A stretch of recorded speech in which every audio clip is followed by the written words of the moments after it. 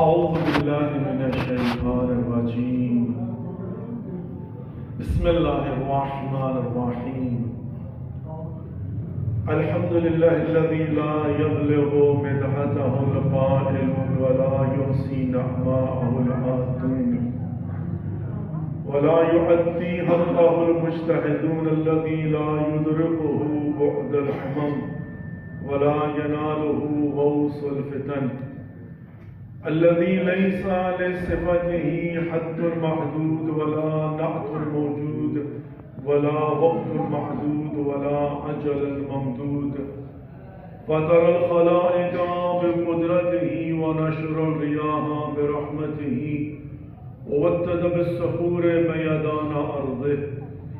الصلاة والسلام على أشرف الأنبياء والمرسلين حبيبنا وحبيب إله العالمين سيدنا الممجد بشيرنا المسدد المصطفى الأمجد أبي القاسم محمد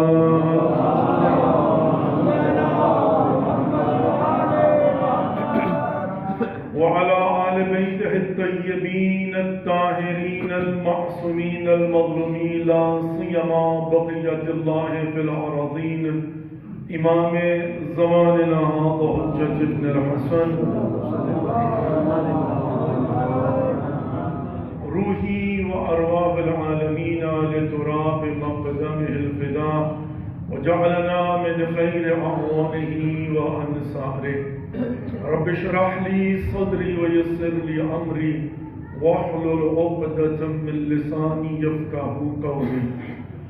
فقد قال الله سبحانه وتعالى في كتابه المجيد والفرقانه الحميد وقوله الحق وهو أصدق القائلين. بسم الله الرحمن الرحيم. تبارك الذي بيده الملك وهو على كل شيء قدير الذي خلق الموت والحياة ليبلوكم أيكم أحسن عملا. وقال في مقام الأخرى ولنبلونكم بشيء من الخوف والجوع ونقص من الأموال والأنفس والثمرات وبشر الصابرين الذين إذا أصابتهم مصيبة قالوا إنا لله وإنا إليه راجعون. صلوات محمد وآل محمد.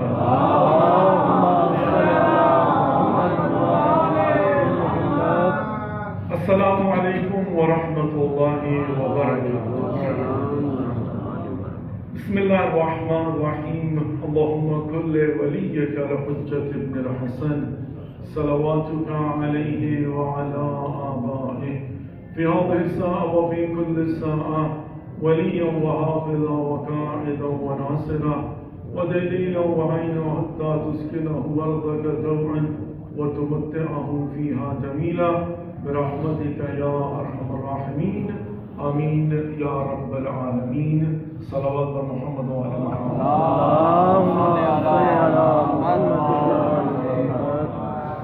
سب سے پہلے تو دعا ہے پروردگار مرحوم و مغفور. نام لیتے ہوئے مجھے بڑا عجیب سا لگ رہا ہے اور کچھ عرصہ ایسا عجیب لگے گا اور اس کے بعد روٹین میں زبان پر بڑی آسانی سے یہ نام آ جایا کرے گا. مرحوم و مغفور ندیم و باس کمر پروردگار اس کی مغفرت فرمائے, اس کے درجات کو بلند فرمائے, اس کو جوار آئمہ علیہ السلام میں اعلیٰ مقام نصیب فرمائے. یہ مجلس ترحیم ہے, ختم شریف ہے, کلخانی ہے, چہلم ہے. در حقیقت تو ایک پروگرام ہے جس کے ذریعے ہم اپنے بھائی ندیم عباس کمر تک کچھ ہدیہ پیش کرنا چاہتے ہیں. میں 2-3 باتیں عرض کروں گا. جب بھی جو مجلس ترحیم ہوتی ہے نا, اس کا مقصد بھی 2-3 چیزیں ہوتی ہیں. نمبر 1 ریمائنڈر ہوتا ہے, یاد دہانی, تذکرہ, تذکر. اور جو بھی مرنے والا ہوتا ہے وہ مرتے وقت دنیا سے جاتے ہوئے ایک پیغام دے کے جاتا ہے. دنیا والوں کل تک میں تمہاری ہی طرح جیتا جاگتا، کھاتا پیتا، اٹھتا بیٹھتا، سوچتا سمجھتا ایک انسان تھا۔ آج میں منو مٹی کے نیچے آرام کر رہا ہوں، اور آج آپ جیتے جاگتے، چلتے پھرتے، سوتے اٹھتے انسان ہیں۔ کل آپ نے بھی میری ہی طرح قبر میں آ کے ایسے ہی آرام کرنا ہے۔ دنیا کا کوئی انسان موت سے فرار نہیں کر سکتا۔ کوئی ہے جو فرار کر سکے؟ کتنا مشہور ہو، طاقتور ہو، دولت مند ہو، وزیر ہو، امیر ہو، غریب ہو، تعلق والا ہو، لیکن ایٹ دی اینڈ کیا ہے؟ قبر۔ اور قبر کیا ہے؟ کانوں پر مادی پردے پڑے ہوئے ہیں، سنائی نہیں دیتا، وَإِلَّا قبر دن میں کئی مرتبہ کہتی ہے، اے انسان انا دار الحشرات، انا دار الظلمات، انا دار الوحشات۔ اے انسان یاد رکھنا، میں حشرات کا گھر ہوں، میں تاریک گھر ہوں، میں وحشت کا گھر ہوں۔ تیاری کر کے آنا، ایسے ہی نہ چلے آنا۔ پیغام ہے، میسج ہے۔ ندیم عباس قمر بھی وہ پیغام دے کر دنیا سے گیا ہے۔ دنیا والوں، یہ میں تھا اور یہ میں ہوں، یہ آپ ہیں اور یہ آپ ہوں گے۔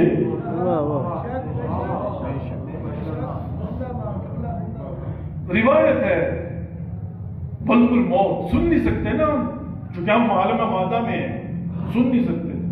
ملک الموت جب کسی کی روح کو قبض کر لیتا ہے اور لواحقین کو پتہ چل جاتا ہے کہ اس کا انتقال ہو گیا، وہ رونا شروع کرتے ہیں۔ ملک الموت جلدی نہیں کرتا، رک جاتا ہے۔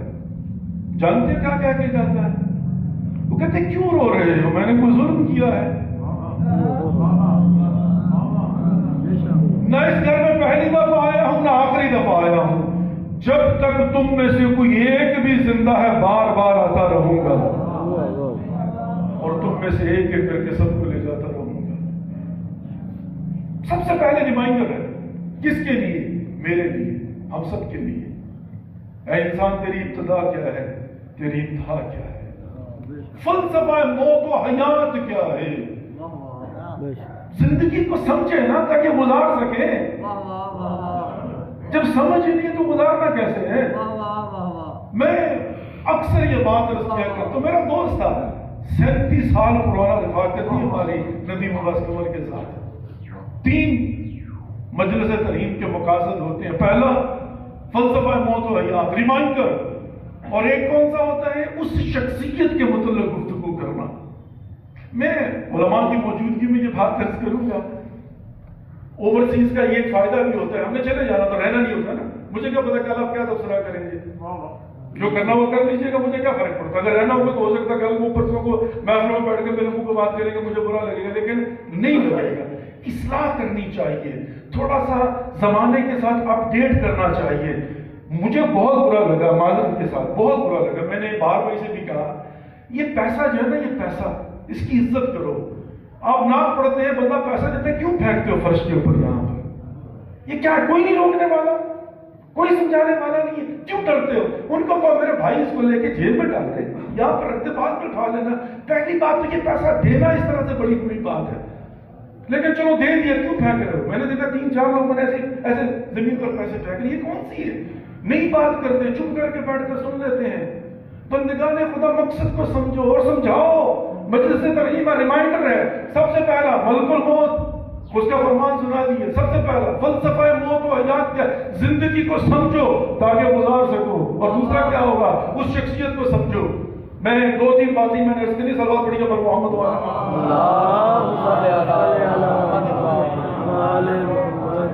میرے نواز بھائی سے بات ہو رہی تھی، انہوں نے کہا کہ کچھ لوگوں نے کہا کہ اگر امام بارگاہ میں جنازہ نہ ہوتا تو ہم اور بھی شرکت کرتے۔ تو میں نے کہا بھائی اس میں قصور کس کا ہے؟ جو نہیں ہے ان کا، یا آپ لوگوں کا قصور ہے کہ آپ لوگوں نے بتایا نہیں امام بارگاہ ہے کیا؟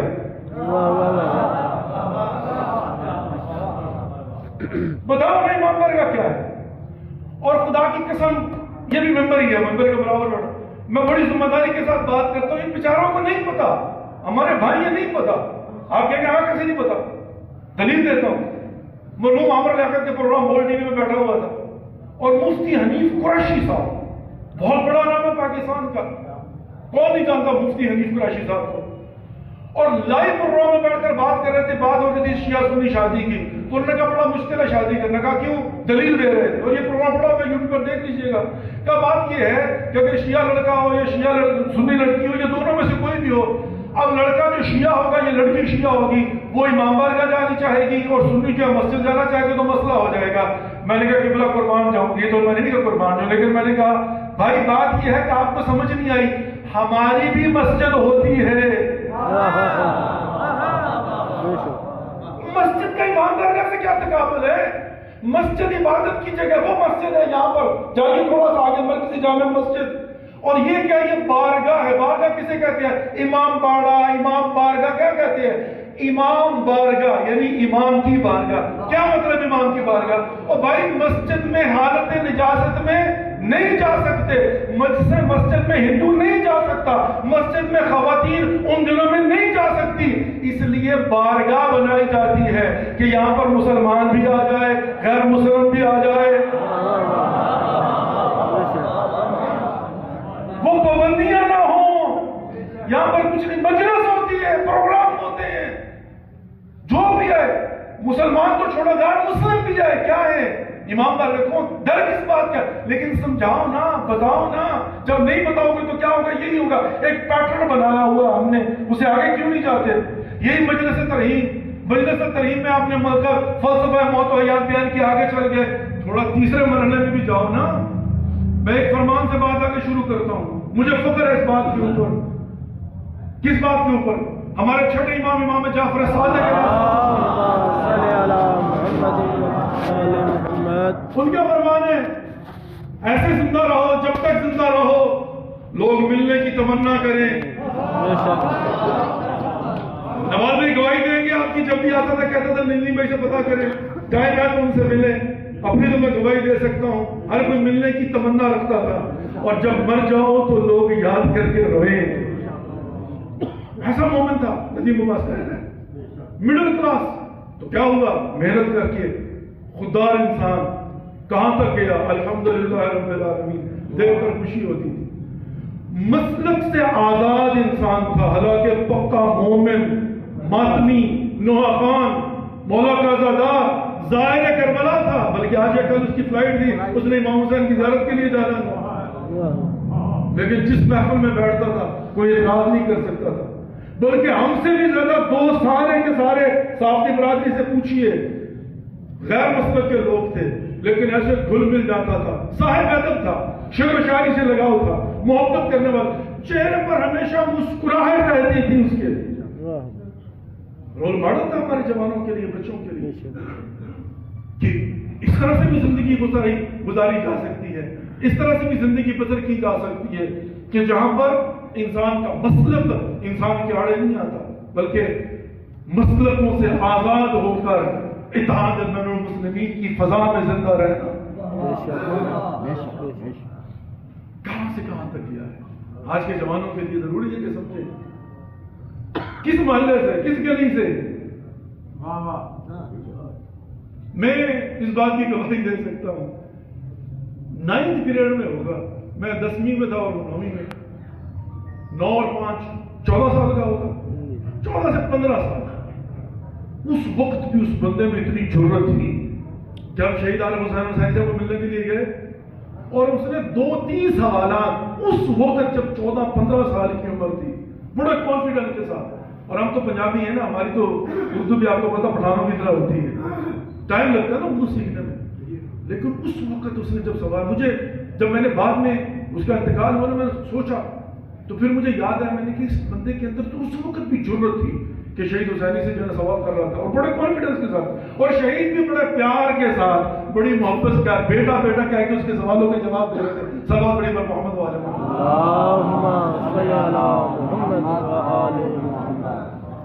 ایسے نا، مطلب 3 مرحلے، بس جلدی سے آگے بڑھتا ہوں، دعوت وقت میں گنجائش نہیں ہے۔ پہلی بات تو میں نے عرض کیا اگر ہو سکے تو روکیے گا اس بات کو. ناخوانوں سے یوں ہاتھ جوڑ کر کرتا ہوں پیسے نہ پھینکیے زمین کے اوپر. پتہ نہیں کہاں سے رواج چلا تو مجھے تو یہ سمجھ نہیں آتی. ہمارے ممبروں پر بھی یہ ہونا شروع ہو گیا ہوا. یہ پہلے تو ہم نے سنا ہوا تھا, خدا کی قسم ہم نے کبھی دیکھا نہیں تھا. یہ کبھی ڈراموں وغیرہ میں اس زمانے میں دکھاتے ہوں گے. یہ جو پیسے پھینکنے والا کام تھا نا کہیں اور ہوا کرتا تھا جس کا نام بھی نہیں لیا جا سکتا, لیکن آہستہ آہستہ ایسا رواج چلا ہے, ایسا رواج چلا یوں اسٹیج کے اوپر جناب پیسے پھینکتے ہیں. اور ابھی تو یہ صورتحال ہوگی اب نعت خوان جو ہے نا وہ پیسے لے کر یوں پھینکتے ہیں. یہاں پر میں نے اپنی آنکھوں سے دیکھا, مجھے بڑا افسوس ہوا. میں پھر دوسری تیسری مرتبہ یہ بات عرض کر رہا ہوں کہ خدا نہ ان چیزوں کو روکیے, ٹوکیے, یہ ذمہ داری بنتی ہے آپ کی. پھر بھی سب اپنے پر محمد والے میرا بھی دل چاہتا تھا کہ بھجیا دے دوں لیکن نہیں دیا کہ یوں پیسے پھینکیں گے تو کیوں دوں, بعد میں دے دیں. کیا ہے دنیا کو دکھاوا دینا, کیا ہدیہ ہے نا دے دیجیے اگر آپ کو پسند نہ آئے. پھر بھی سب اپنے پر محمد والے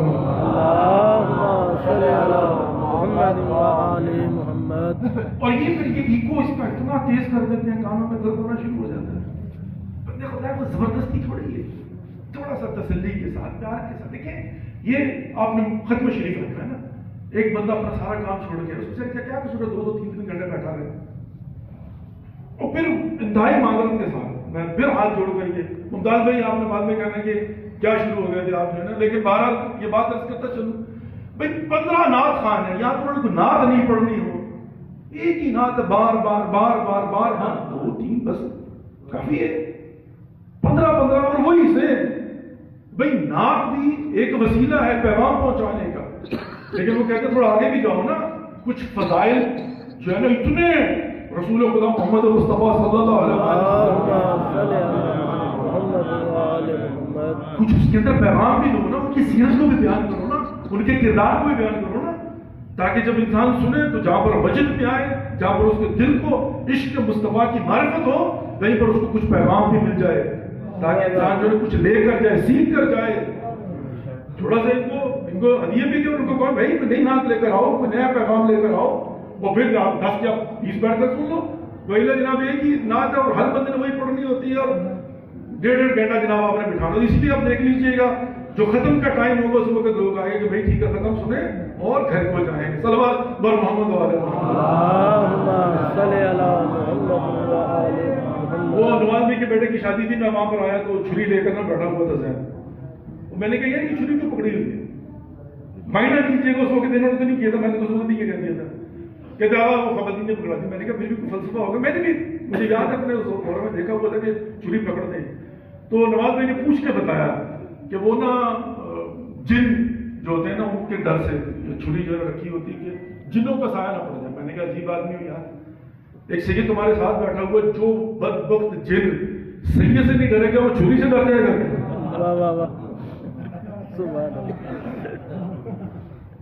مگر جن ہے ہی اتنا کافر بدبخت کہ اس میں ڈر ہی نہیں ہے, سید بیٹھا ہوا اور اس کے باوجود وہ آ کر جیسا دلہا کو تنگ کرنا شروع کر دے گا تو آپ کے ہاتھ میں چھری ہوگی, آپ جو چلا بھی نہیں سکتے.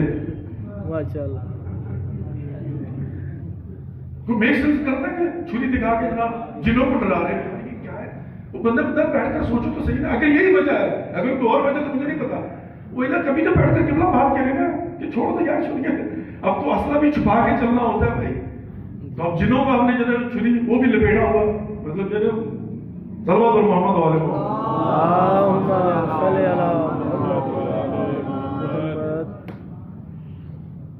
آئے. پہلے مرحلے سے شروع کرتا ہوں. فلسفہ موت و حیات. کیا ہے موت و حیات؟ الذی خلق الموت والحیات لیبلوکم ایکم احسن عملا. میں بارہا یہ بات عرض کر چکا ہوں, پھر ایک مرتبہ یہ عرض کرنا چاہتا ہوں. آپ کا اور میرا اس دنیا میں اسٹیٹس کیا ہے؟ اسٹیٹس کسے کہتے ہیں؟ جب آپ کسی دوسرے ملک میں جائیں, اپنے ملک میں نہیں. کمالیہ میرا وطن ہے, ابھی تک میں نے ترک وطن کی نیت نہیں کی. میں 1 گھنٹے کے لیے گیا ہوں تو میری نماز پوری ہے یہاں پر. اسے کہتے ہیں وطن, جہاں پر آپ پیدا ہوئے ہیں.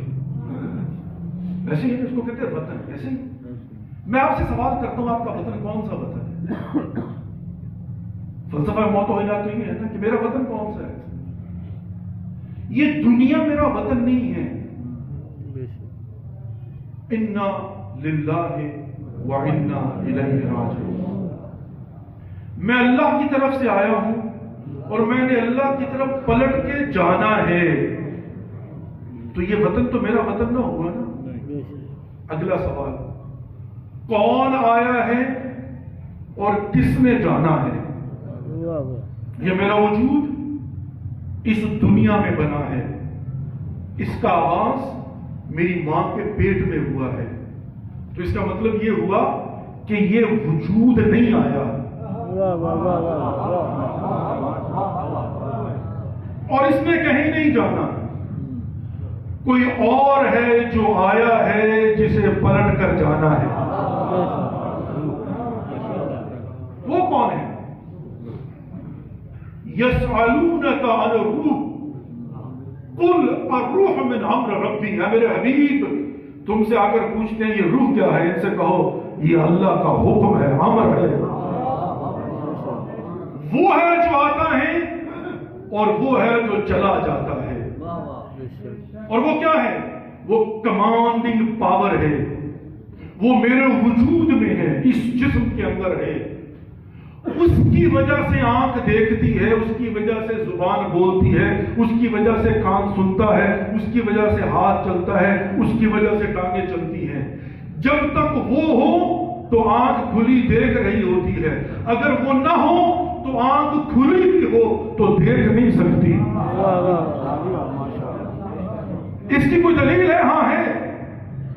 آپ کھلی آنکھ کے ساتھ بیٹھے ہوئے ہیں, کھلی آنکھ کے ساتھ بیٹھے ہوئے ہیں, لیکن آپ کی توجہ کہیں اور ہے, کسی گہری سوچ میں ہے. آنکھ کھلی ہے, میں سونے کی بھی بات نہیں کر رہا ہوں, آنکھ کھلی ہے اور آپ یوں دیکھ رہے ہیں. تو کھلی آنکھ کا کام ہے دیکھنا. آنکھ کھلی ہے, دیکھنا ہے کام اس کا. آپ کی آنکھیں کھلی ہوئی ہیں لیکن آپ کسی گہری سوچ میں ہیں. آپ کے سامنے سے بندہ گزرا, آنکھ کھلی ہے, دیکھا نہیں. اس نے کہا بھی تو گزرا تھا. آپ نے کہا معذرت, میں کسی گہری سوچ میں تھا. تو پتا چلا جس کی وجہ سے آنکھ دیکھتی ہے, چونکہ اس کی توجہ کسی اور طرف تھی, آنکھ کھلی بھی تھی تو دیکھ نہیں پائی. ایسے ہی ہے. اور جب انسان سوتا ہے تو کیا ہوتا ہے؟ آنکھ بند, کان بند, ہر چیز بند, سانس چل رہی ہے, وجود یہاں پر ہے لیکن وہ انسان یہاں پر نہیں ہے. تو سنیے گا, اب جب میں نہیں ہوں, میں نہیں تو کیا ہوگا؟ آپ نے وضو کیا, ریکمینڈڈ رات کو وضو کر کے سونا, ساری رات عبادت ہوگی. آپ نے وضو کیا, سو گئے. جو ہی آپ کے کان اور آنکھ, یعنی آنکھ دیکھنا بند کر دے, کان سننا بند کر دے, اسے کہتے ہیں غنودگی, نیند کی ابتدا. جب یہ مرحلہ آ جائے نا, یعنی آنکھ نے دیکھنا اور کان نے سننا بند کر دیا, تو اس کا مطلب کیا ہوا؟ اس کا مطلب یہ ہوا کہ وہ جو تھا وہ کاملاً وجود سے نکل گیا ہے. جو ہی وہ جاتا ہے, علماء سے پوچھئے گا, آپ کا وضو معطل ہو جاتا ہے. فلسفہ موت ہو گیا. کیا ہے؟ آپ کا وضو معطل ہو گیا. اور جب یہی روح جسے کہا جاتا ہے امر پروردگار, جب اس وجود سے ملک الموت نکال کے لے جاتا ہے, اور جو ہی یہ جسم ٹھنڈا ہوتا ہے نا, یہ نجس ہو جاتا ہے. اگر کسی نے اس کو ہاتھ لگایا غسل سے پہلے, اسے غسل مسح میت کرنا ہوگا. اے انسان, غرور کس بات میں کرتا ہے؟ امام سجاد فرماتے ہیں تیری ابتدا صلوات محمد علیہ وسلم. امام فرماتے ہیں انسان کس بات میں غرور کرتا ہے؟ تیری ابتدا ایک نطفہ ہے اور تیری انتہا ایک نجس وجود ہے. تکبر کس بات کا, غرور کس بات کا, کینہ کس بات کا, اور انسان کی منیت کس بات کی؟ یہ انسان کی یہ موت و حیات ہے. اب آگے چلیے. جب رات کو نکلے گا تو وضو توڑ دے گا, جب مستقل نکلے گا وجود کو نجس کر دے گا. ایسے ہی ہے نا. اب آئیے, سوال میرا وہیں پر, آپ کا وطن کون سا ہے اور اس وطن میں آپ کا اسٹیٹس کیا ہے؟ اب آئیے جلدی سے آگے بڑھتا ہوں. 4 اسٹیٹس ہوتے ہیں کم از کم. جو ایران عراق جا چکے ان کو پتا ہے, جو باہر ملک جا چکے ان کو پتا ہے, جو سعودیہ جا چکے ان کو پتا ہے, جو کسی بھی ملک میں جا چکے ان کو پتا ہے اسٹیٹس کیا ہوتا ہے. سب سے پہلے کہا جاتا ہے سنگل انٹری. سعودیہ کا عمرہ کا ویزا سنگل انٹری ہوتا ہے, بیچ میں ملٹیپل کا بند کر دیا. سنگل انٹری کا مطلب کیا ہے؟ آپ کو 1 مہینہ رہنے کے لیے دیا جاتا ہے, آپ جائیں وہاں پر 1 مہینہ رہ سکتے ہیں. سنگل انٹری, ایک دفعہ گئے اور باہر, دیٹس اٹ. 1 مہینہ مسلسل رہے, 15 دن کے بعد بھی باہر نکل کے دوبارہ نہیں جاتے, اسے کہتے ہیں سنگل انٹری. دوسرا ہوگا ملٹیپل. ملٹیپل ڈبل انٹری بھی ہو سکتا ہے, 6 مہینے کا بھی ہو سکتا ہے, 1 سال کا بھی ہو سکتا ہے. ملٹیپل کا مطلب کیا ہوتا ہے کہ اس دورانیے میں جتنی مرتبہ چاہے جا سکتے ہیں اور باہر آ سکتے ہیں, لیکن ذہن میں رکھیے گا اس کے اندر ڈیوریشن آف اسٹے لکھا ہوتا ہے. عراق میں کسی زمانے میں 10 دن ہوا کرتا تھا کہ آپ جب 1 مرتبہ جائیں گے تو 10 دن سے رہ نہیں سکتے. 10 دن کے بعد باہر نکل ہوگا, پھر دوبارہ انٹر ہو سکتے ہیں. بے شک 50 مرتبہ اس ڈیوریشن میں انٹر ہو جائے.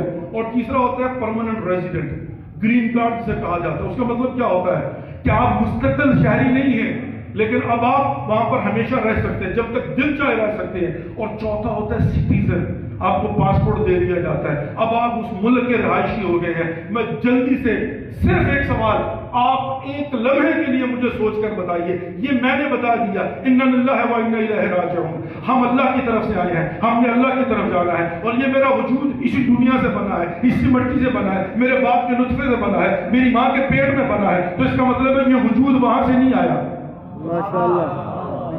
بات سمجھ میں آ گئی نا؟ یہ وجود وہاں سے نہیں آیا, یہ یہاں سے بنا ہے.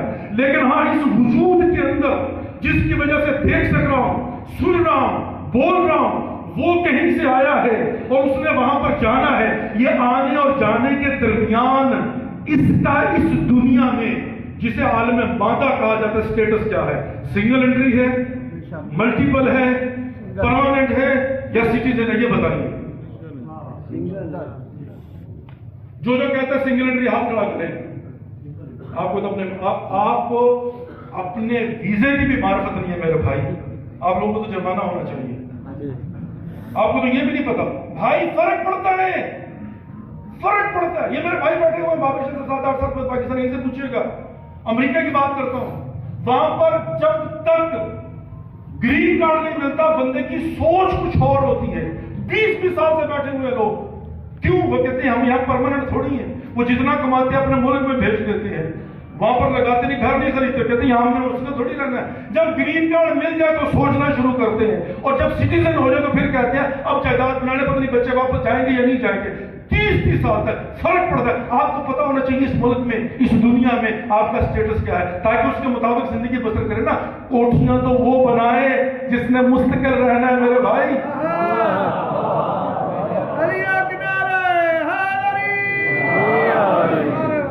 بھائی کس نے مستقل رہنا ہے یہاں پر؟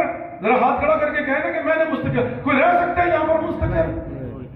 کوئی ہے جو کہے کہ میں اللہ سے لکھوا کے لایا ہوں, میں تو ہمیشہ رہوں گا؟ نہیں میرے بھائی, اس دنیا میں رہنے کے لیے آئے ہی نہیں ہے. حضرت آدم کے متعلق کہا جاتا ہے کہ جنت سے نکال دیے, اللہ کا ایسا سمجھ میں نہیں پڑنا چاہتا. لیکن میرے بھائی سمپل سی بات کیا ہے؟ وَإِذْ قَالَ رَبُّكَ لِلْمَلَائِكَةِ إِنِّي جَاعِلٌ فِي الْأَرْضِ خَلِيفَةً قَالُوا أَتَجْعَلُ فِيهَا مَن يَفْسِدُ فِيهَا وَيَسْفِكُ الدِّمَاءَ نَحْنُ نُسَبِّحُ بِحَمْدِكَ وَنُقَدِّسُ لَكَ قَالَ إِنِّي أَعْلَمُ مَا لَا تَعْلَمُونَ. جب پروردگار نے ملائکہ کی محفل میں اعلان کیا میں روئے زمین پر ایک خلیفہ بنانے جا رہا ہوں, تو میرے بھائی حضرت آدم کو تو بنایا ہی زمین کے لیے گیا تھا. جنت سے نکال کے کس نے بھیج دیا؟ وہ تو بنائے ہی ہوئے زمین کے لیے گئے تھے, انہوں نے تو آنا ہی زمین پر تھا. 4 دن پہلے کیا, 4 دن بعد میں کیا. انا للہ وانا الیہ راجعون. میں اللہ کی طرف سے آؤں, مجھے اللہ کی طرف پلٹ کے جانا ہے. تو میرا بھائی 4 کیٹیگری میں نے آپ کو بتا دی ہے. سنگل انٹری میں کہتا ہوں نہیں ہے, سنگل انٹری نہیں ہے. سنگل انٹری کا مطلب یہ ہوگا کہ آپ کو 60 70 80 90 سال دے دیے گئے ہیں, 90 سال زندگی گزارے پھر یہاں سے باہر جائیں. تو آپ کہیں گے آقا یہی تو ہوتا ہے جب دنیا میں آتے اس کے بعد مرنے کے بعد ہی تو جاتے ہیں. نہیں, ایسا نہیں ہے, ایسا نہیں ہے. آپ جاتے ہیں ڈیوریشن آف اسٹے پورا کرنے کے بعد. آپ یہاں پر 70 سال مسلسل نہیں رہ سکتے. بے شک. کیا اسٹیٹس آپ کا؟ پرماننٹ ریزیڈنٹ وہ بھی نہیں ہے. چلو اس کو بھی رد کرتا ہوں. نہ تو آپ یہاں کے سٹیزن ہیں, آپ کے پاس پاسپورٹ نہیں ہے میرے بھائی, یہاں کا مستقل نہیں ہے. اللہ کی قسم اتنا عارضی اسٹیٹس ہے نا آپ لوگوں کا, اگر سمجھ میں آ جائے نا غرور تکبر چھوڑ کے پھینک دو گے. نہ سنگل انٹری ہے، نہ پاسپورٹ ہے یہاں کا آپ کے پاس، بے اعتباری ہے دنیا بھائی، دنیا وفا ندارت. اگر یہاں کا پاسپورٹ ملنا ہوتا تو مولا کائنات 3 طلاقیں نہ دیتے. کہتے ہیں دنیا غر غیر کہا جا کے کسی اور کو گمراہ کر، علی کے نزدیک نہ 3 طلاقیں، رجوع کا حق بھی نہیں، ختم کھاؤ. نہ سنگل انٹری، نہ آپ کے پاس سٹیزن شپ ہے، اور نہ ہی پرماننٹ ریزیڈنٹ آپ یہاں کے. آپ کی سیکنڈ سٹیج پتہ کون سی ہے؟ ملٹیپل ویزا ہے آپ کے پاس. ملٹیپل ویزا کا قانون کیا ہوتا ہے؟ 10 دن، 15 دن، 20 دن، 1 مہینہ. امیگریشن والا پوچھتا ہے کتنے دن کے لیے آئے ہو؟ آپ کہیں مجھے 15 دن کام ہے، وہ اسٹمپ لگا دے گا 15 دن رہ سکتے ہو. اس دفعہ قانون بدلتے رہتے ہیں. ایسے ہی ہے. اب آپ کہیں گے کہ ہمارا ڈیوریشن آف اسٹے کتنا ہے؟ یہ آپ بتائیں نا، آپ کا ڈیوریشن آف اسٹے کتنا، تاکہ آپ کو پتا چلے نا کہ آتے کتنے گھنٹوں کے لیے ہو. واہ واہ واہ واہ.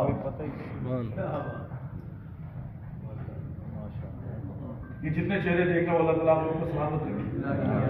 پتہ نہیں اگلی مجلس سے ترہیم میں آؤں تو کتنے یہاں سے اپنے وطن واپس جا چکے ہوں.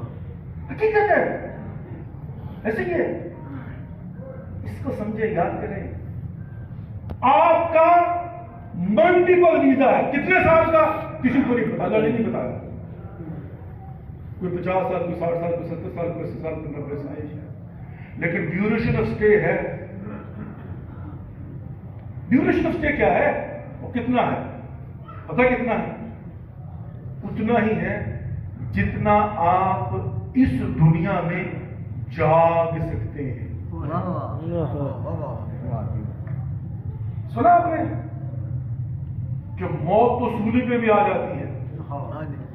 پتہ کیوں آتی ہے؟ نیند. پتہ کیوں آتی ہے؟ نیند سولی. دنیا میں قانون قدرت یہ ہے کہ جو اس دنیا میں اللہ نے بھیجا ہے اس کو 14، 15، 16، 17، 18، 19، 20 میڈیسن لے کر، یہ جو ڈاکٹر پڑھائی کرتے ہیں ان سے پوچھئے گا، میڈیسن لے کر وہ زیادہ سے زیادہ اپنے آپ کو 20 سے 24 گھنٹے جگائے رکھ سکتا ہے.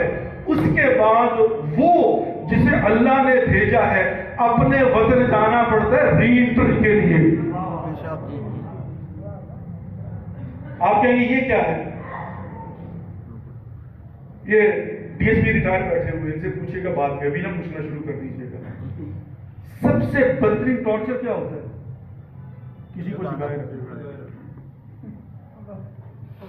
سب سے بدترین ٹارچر پتہ کیا ہے؟ جگائے رکھے، سونے نہ دینا. کیوں؟ میں مالک ہوں، یہ میرا غلام ہے جسم، اور مجھے اپنی ری انٹری کے لیے واپس جانا ہے. فطرت یہ ہے کہ مجھے واپس جانا ہے. اور یہ جگا کر بیٹھائے ہوئے اس کو بیٹھ کر کہتے مجھے واپس جانا ہے، میری انٹری ختم ہو جائے گی، یعنی مر جاؤں گا، وائلیشن ہو جائے گی. کتنی مجھے واپس جانا ہے، اور یہ صرف جگائے رکھے. کتنا روک کے رکھ سکتے ہو؟ جتنے گھنٹے روک کے رکھ سکتے ہو نا، تمہاری ایک انٹری میں اتنا ہی ڈیوریشن آف اسٹے ہے اس دنیا کے اندر. جب میں سوتا ہوں تو کیا ہوتا ہے؟ جب میں سوتا ہوں تو کیا ہوتا ہے؟ جب میں سوتا ہوں تو میں اس وجود کو چھوڑ کے عالم برزخ میں چلا جاتا ہوں. مجھے پتا ہوتا ہے میرا وجود کیا نہیں پتا ہوتا. مجھے ایک وجود مثالی دیا جاتا ہے.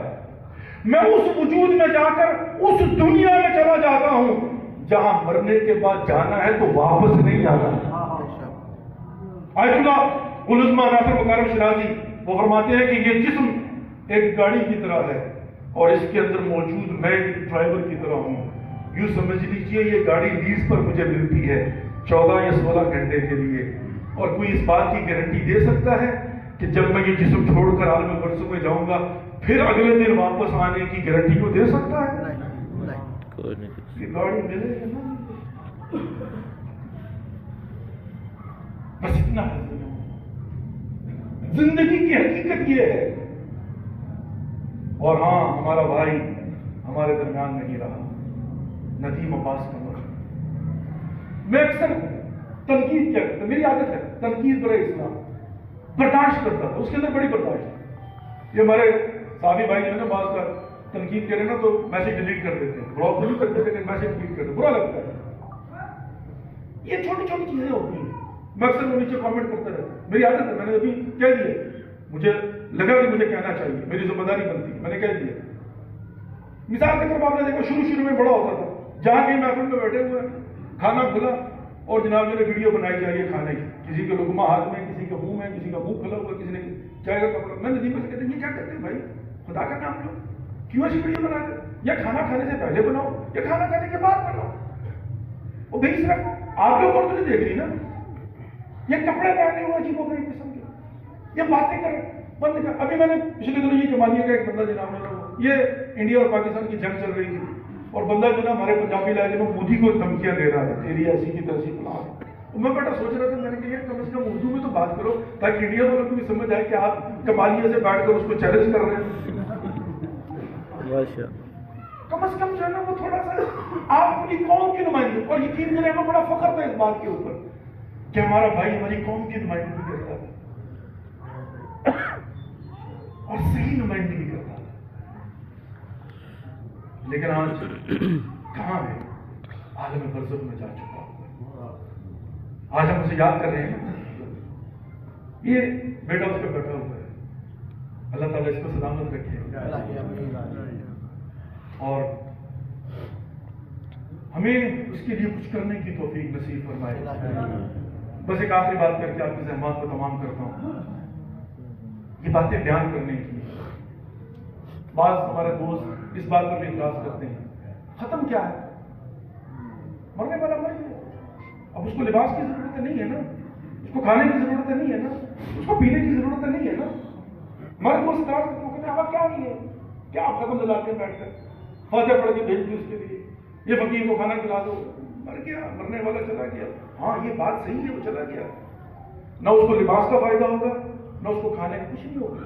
لیکن میرے کو اس بات یہ ہے، یہ پاکستان ہے، یہاں کی کرنسی کیا ہے؟ روپیہ. ایسے ہی ہے نا. میں امریکہ سے آیا ہوں، وہاں کی کرنسی کیا؟ ڈالر. ایسے ہی ہے. جب ہم کالج میں پڑھتے تھے میرے والد جو امریکہ میں ہوتے تھے تو وہ ہمیں وہاں سے ڈالر بھیجتے تھے. ہمیں کیا ملتا تھا یہاں پر؟ روپیہ. وہ ڈالر دیتے تھے، یہاں روپیہ ملتا تھا. کیوں؟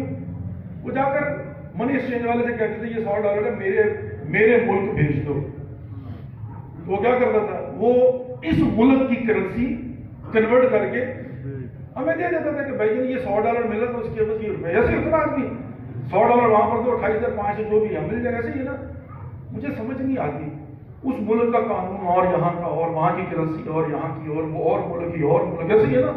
تو میرے بھائی آج کے دور میں ویسٹرن یونین میں بیٹھا ہوا ہے ایک بندہ، وہ وہاں کی کرنسی لے کر یہاں کی کرنسی میں کنورٹ کر سکتا ہے.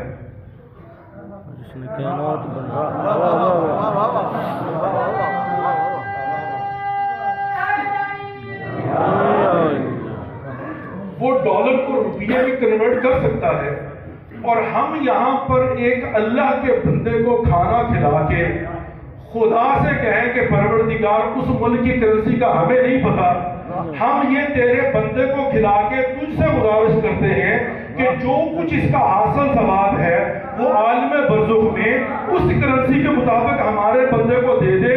ویسٹرن یونین دے سکتی ہے، کیا خدا نہیں دے سکتا؟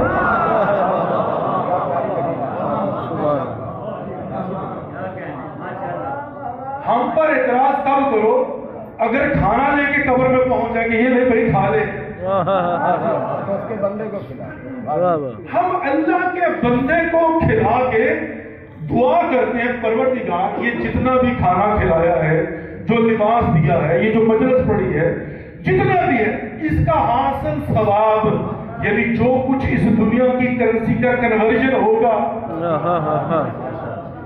اب اس ملک کی کرنسی کیا مجھے کیا پتا، لیکن مجھے نہیں پتا، خدا کو تو پتا ہے نا. پروردگار تو ہمارے بندے کو دے دے. تو میرے بھائی ختم شریف کا کانسیپٹ یہ ہے کہ ہم خدا کی بارگاہ میں پہنچاتے ہیں اور پروردگار پھر ہمارے اس مرحوم کو عالم برزخ میں اس ملک کی کرنسی کے مطابق دے دیتا ہے. لوگوں کو سمجھائیے تاکہ وہ بیٹھ کر جو ہے نا وہ اسی طریقے سے ختم شریف میں شرکت کر سکے. بس آخری جملہ کہنا چاہتا ہوں, اس کے بغیر حق ادا نہیں ہوگا. ایک زائر تھا, ازادار تھا مولا کا, اور یہ جو ایک آنکھ سے نکلتا ہے نا آنکھ سے, اس کی بڑی قیمت ہوتی ہے. قیامت کے دن جنم کی آپ کو کوئی نہیں بجھا سکتا جیسے یہ بجھائے گا. بس آخری جملہ کہنا چاہتا ہوں, اہل بیت کے گھر میں جتنے جنازے اٹھے ہیں بڑی مظلومیت والے ہیں. میں بہت دور نہیں جاتا, ایام فاطمیہ ہے, شہزادی فاطمہ کا جنازہ آدھی رات کو اٹھا تھا, رات کی تاریخ میں ابھی, اور کہتے ہیں کہ بچے جو ہے نا وہ کپڑا منہ میں دے کے رو رہے تھے تاکہ کسی کو آواز سنائی نہ دے. وصیت کی تھی, یا علی آدھی رات کو میرا جنازہ اٹھانا, خود غسل و کفن دینا. آدھی رات کو شہزادی کا جنازہ لے کے چلے گئے. علی آگے علی تھے, پیچھے حسنین تھے.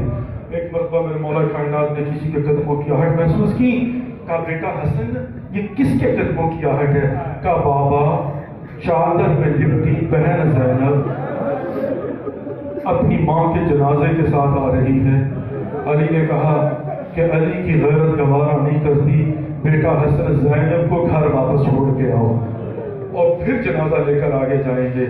آدھی رات کو شہزادی کا جنازہ اٹھا ہے. اگلا جنازہ حسن مشتبہ کا ہے. آپ سارے عزادار بیٹھے ہوئے ہیں, میں بڑے ادب کے ساتھ پڑھوں گا, بس اتنا یاد رکھیں حسن کا جنازہ اتنی مظلومیت کے ساتھ اٹھا تھا کہ جب گیا تھا تو کفن سفید تھا, جب واپس آیا ہے تو سر ہو چکا تھا. 2 مرتبہ کفن پہنایا گیا ہے اور 2 مرتبہ جنازہ اٹھایا گیا ہے. اس سے بڑھ کر مظلومیت کیا ہوگی؟ تیسرا جنازہ حسین سید الشہداء کا جنازہ ہے. کربلا کے میدان میں سید سجاد کے چہرے کو دیکھا نا تو ایک مرتبہ شہزادی زینب نے کہا بیٹا سجاد اپنے آپ کو سنبھال, مجھے لگتا ہے تیری روح قبض ہو جائے گی. کہا ماں یہ بتا ایک جوان بیٹے سے کیا توقع کر سکتی ہو جس کے بابا کا لاشا بے گورو کفن پڑا ہوا ہے, نہ کفن دے سکتا ہوں نہ دفنا سکتا ہوں. عزادارو ایک جنازہ ایسا تھا جو بڑی شان و شوکت کے ساتھ اٹھا ہے, اور وہ جنازہ سید سجاد کا جنازہ تھا. مدینے میں اعلان ہوا مدینے والوں حسین کا عزادار مارا گیا ہے. عزاداروں ایک مرتبہ مدینے والوں نے سنا تو چوک در چوک گلیوں سے نکلے ہیں. ایک مرتبہ سید سجاد کا جنازہ تیار ہوا ہے, غسل و کفن پہنایا گیا ہے اور سید سجاد کے جنازے کو اٹھایا گیا ہے. گلیاں بھری ہوئی تھی اور جب جنازہ پہنچا نا جنت البقیع میں تو ایک مرتبہ علماء پڑھتے ہیں کہ سید سجاد کی کیفیت کیا ہوگی کہ سید سجاد نے اتنا رش دیکھا ہوگا اور کربلا کا رخ کیا ہوگا اور کہا ہوگا بابا مجھے معاف کر دینا, یہ مدینہ ہے وہ کربلا تھی. بابا میں نے کربلا میں نہ آپ کو غسل دیا, نہ میں نے کفن پہنایا, نہ آپ کا جنازہ اٹھایا. بابا مجھے معاف کرنا, میرا جنازہ اتنی شان سے اٹھ رہا, اگر کربلا کی بجائے مدینہ ہوتا تو بابا میں بھی آپ کا جنازہ ایسی ہی شان و شوکت کے ساتھ اٹھاتا. میں کہوں گا اے ندیم عباس تو خوش قسمت ہے, تیرے مرنے کا اعلان ہوا, تیرے دوست پہنچے, کسی نے رونے سے روکا نہیں ہے, لیکن ہاں جن کا تو ماننے والا